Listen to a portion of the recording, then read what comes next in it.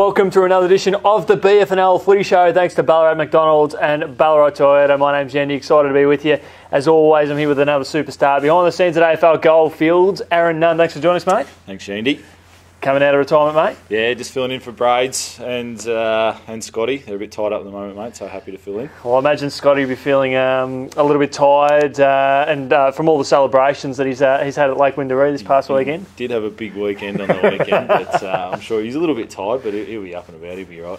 Now, that's the first game we'll talk about from round 7 in the BFNL, and that was Lake Windaroo's big win over Darley by 13 points. And what a contest it was, Nunny. Yeah, it was. Lake Windaroo, they surprised me. I didn't tip them on the weekend. I thought Darley, given their form over the past month, they were going to get over them quite comfortably. But look, to Lake Windaroo's credit, they were good on the weekend, and they haven't really set the world alight this season so far. But they sit on top of the ladder undefeated, and to be the only team out there on their own. So well done to them. And Darley.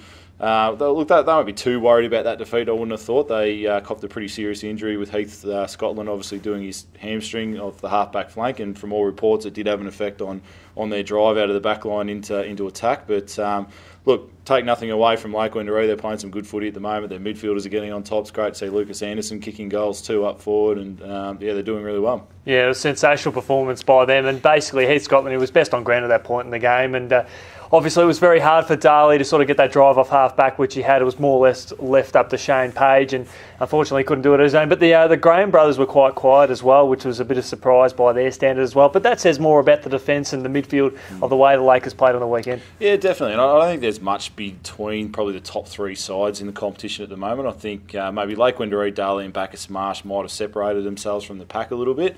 And then it's really could throw a blanket over every other team in the competition, and it's great for the comp to see so many close games and so many sides vying for a spot in the top 6.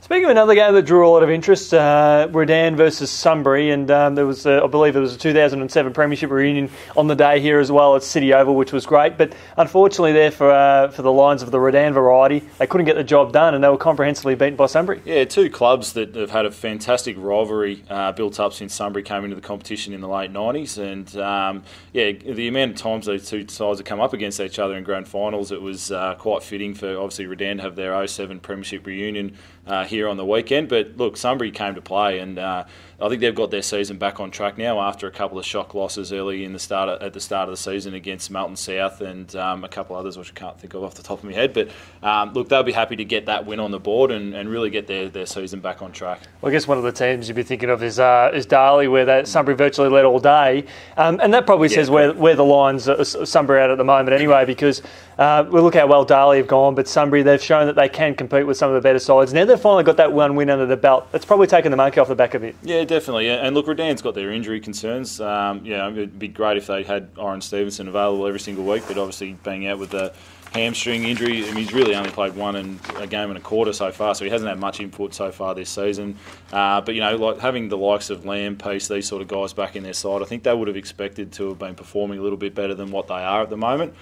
So they'll be disappointed with their current form, but I'm sure they'll turn it around and they'll start to press some of the teams towards the top of the ladder. It's going to be harder for them at the moment as well, because there are a few teams sort of coming up, which is making things interesting. And another team that is coming along in leaps and bounds is East Point, and they caused one of the maybe one of the upsets of the weekend when they took down Melton South. They were trailing by 4 goals at half time, the Kangaroos, and then they kicked 9 goals in the third term, and that was all she wrote. Yeah, well, the Panthers, they seem to have stopped. Like, not much is going right for them at the moment. They're not winning games, and they're just not getting the score on the board. I think teams are really putting a lot of work into their defence to try and stop their attacking players, and obviously kicking goals. But look, Mitch Banner's playing good footy at the moment. He's kicking a lot of goals, which is great to see. 13 goals in the last 2 weeks from him as a midfielder is impressive. Yeah, well, Fev, I think he was kept to 1 goal on the weekend too, so he would have been disappointing with that performance. But I think sides are, they're starting to work their way into the season, and look, East Point are a very young team that like to run the ball. Great to see Jake McQueen come back from VFL duties to kick 7. So Look, he's an exciting young player, and he's going to be happy to have his services on the weekend. But yeah, look, it's good for East Point, it's good for their young list, and good for their confidence. And it's something we've spoken about on the show throughout the year as well. So it was inevitable that list was going to come through and start producing good results. Yeah, definitely. They're like I said, a lot of young kids and a lot of good kids coming out of their under-18 program as well. So they're going to reap the benefits of that over the years. Speaking of a side that's probably underperforming this year is North Ballarat City, and they went down to Bacchus Marsh in a relatively entertaining contest by 5 goals. Yeah, I think they did well to get as close as what they did to Bacchus Marsh, given the injury list that North Ballarat City's got at the moment. They've been hit really hard with the injury stick, and it's going to take a long time for them to recover. So I don't think it's going to be their year this year, unfortunately. They're probably going to slip maybe even out of the 6th. I think they've still got a list that's good enough to get into the 6th, but given how other sides have improved in the competition at the moment, it's kind of hard to see them break into that top 6 lineup. But having not won a game since Anzac Day, it's been tough for them. Yeah, definitely. And look, take nothing away from Bacchus Marsh either. They're in pretty good form at the moment, and obviously the reigning premiers, they're a bloody good side. So it's good to see them get things back on track as well. Final game of the weekend, Melton defeated Sebastopol by 10 goals. Close one at quarter time before the Bloods kicked away, and a good confidence-boosting win for that side. Yeah, great to see Melton throw another win on the board. They're starting to, there's a lot of teams in and around the same area on the ladder as Melton at the moment, and they need to start winning these games, and to win it as comfortably as what they did on the weekend against Sebastopol. It'd be a bit frustrating for them because they made a lot of inroads last year.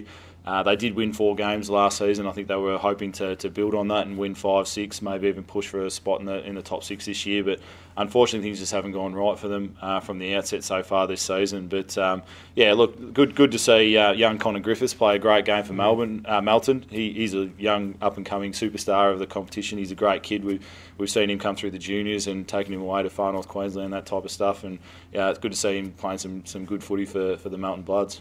It's all good, looking good for the Bloods. They're probably in the same boat as Sunbury. They've competed with some of the best sides in the competition. Only a matter of time before they convert those to wins. Absolutely, and they'll keep chipping away. I'm sure they might cause an upset or two, and they're a big chance to push into that top 6 position. So they've just got to keep at it. Magnificent. Well, thanks so much for joining us about this edition of the BFNL Footy Show. Looking back on round 7, we look forward to catching up with you later on the week. Pleasure, Yeendy.